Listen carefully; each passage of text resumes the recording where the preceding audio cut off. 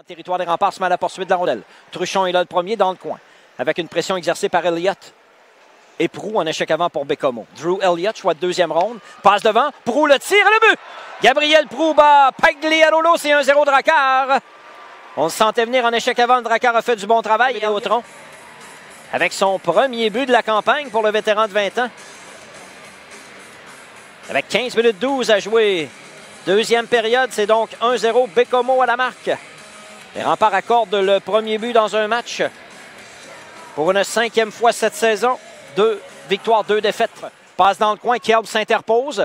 Rondelle qui demeure dans le territoire des Remparts. Kelb et Letourneau derrière le filet. Letourneau cherche un coéquipier dans le coin à la droite du but. Kelb le met en échec. Ça revient au point d'appui gauche à Ortiz. Ortiz le tire. Ça dévie le but.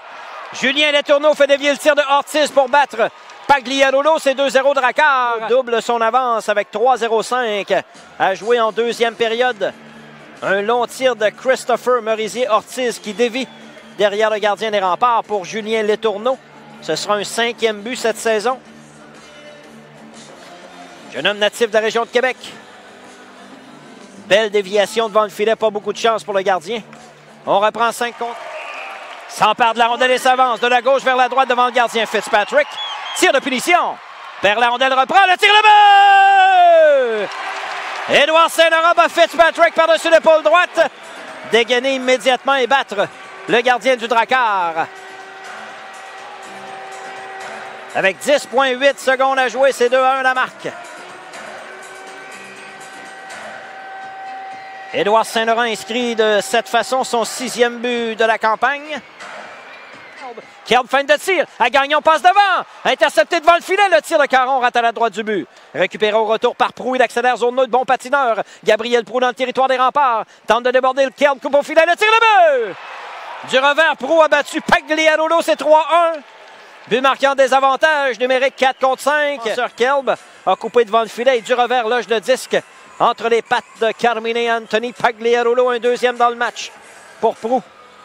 Il reste encore 1-0-4 à la punition de Xavier Bouchard. Ça va se poursuivre à 5 contre 4 les Remparts. Très belle accélération de Proulx sur l'aile droite.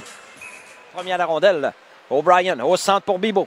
En transition sur l'aile droite pour Montreuil. Ça mène en zone ennemie. Montreuil a débordé. Elliott coupe au filet. La feinte le tire. Arrête Fitzpatrick étendu de tout son long.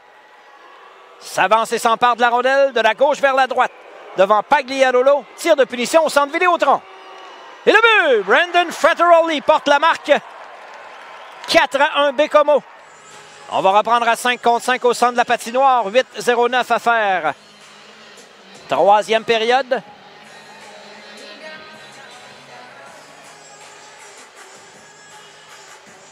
Pour les Remparts dans la mêlée.